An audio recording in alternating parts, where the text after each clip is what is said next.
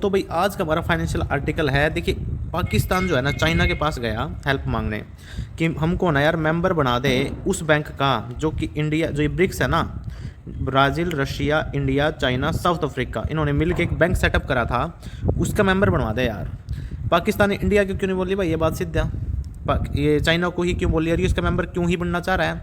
और जो ये ब्रिक्स बैंक है, इन्होंने बैंक क्यों सेटअप कराया, उसके पीछे क्या रीज़न था, पूरे आर्टिकल के कोर पार्ट को करते हैं। चलिए भाई डिस्कस है क्या मामला।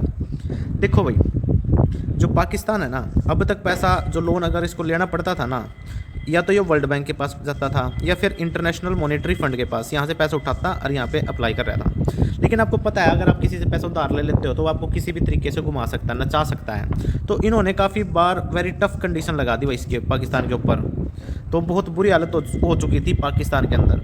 तो पाकिस्तान ने सोचा यार अब कोई दूसरा सोर्स देखता हूँ कोई बढ़िया सा। इसकी नज़र पड़ी भाई जो ब्रिक्स है ना, इनने एक बैंक बनाया था 2014 में। किस पर्पज़ था कि हम ना मिल के, जो डेवलपिंग कंट्री है ना, मिल के एक दूसरे से लोन दे देंगे ताकि हम अपना ग्रोथ कर सकें। और दूसरा जो मेन रीज़न था ना ये ब्रिक्स के बैंक बनाने का, न्यू डेवलपमेंट बैंक का नाम है भाई, इसके पीछे ये था कि देखो हमको पता है हर एक डेवलपिंग कंट्री ना या तो इन वर्ल्ड बैंक से और IMF से ही पैसा लेती है।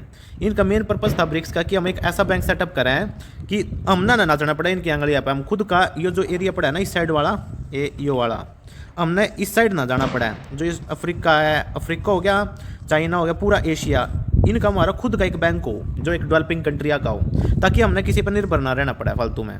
हमने कौन क्यों नचावेगा भाई फिर, है ना। तो यू इस पर्पज़ था भाई सेटअप कराया था। अब क्या कह रहा है चाइना कि हमने इसका मेंबर बना दिया, चाइना तो कह रहा है भाई। लेकिन एक बात बता दूं आपको, जो न्यू डेवलपमेंट बैंक है ना, इससे इसको क्या फ़ायदा होगा, इंडिया वालों को, जो ब्रिक्स नेशन, इनको क्या फ़ायदा होने वाला है। देखो, एक कंडीशन है इसके मेंबर बनने की भाई। कंडीशन वह है कि जो भी कंट्री बनना चाह रही है, एक तो डेवलपिंग कंट्री हो, दूसरा भाई उसमें ना फाइनेंशियल स्टेबिलिटी होनी चाहिए। इसका मतलब क्या है, जो कंट्री है ना वह इतनी कैपेबल होनी चाहिए कि वो जो पैसा ले रही है हमसे उधार उठाएगी उसको चुकाने में कैपेबल होनी चाहिए। और दूसरा, जो भी वो इससे लोन लेके प्रोजेक्ट कंट्री में स्टार्ट करेगी वो टाइम पे कम्प्लीटली हो जाना चाहिए। ये नहीं है कि कोई पॉलिटिकल इशू चल रहा है तो ये काम रुक गया, पैसा डूब गया, नहीं। ये दो कंडीशन फुलफिल हो जाती है, ये मेनली कंडीशन है, और भी होती हैं लेकिन ये मेन है। देन उसको विचार करते हैं ये 5 कंट्री, वोटिंग करते हैं आपस में, देन फाइनलाइज होता है इस कंट्री को बनाना चाहिए या नहीं बनाना चाहिए। अगर मैं इसका मोटिव देखूँ ब्रिक्स का, तो अच्छी बात है, इसका एक्सपेंशन बढ़ेगा।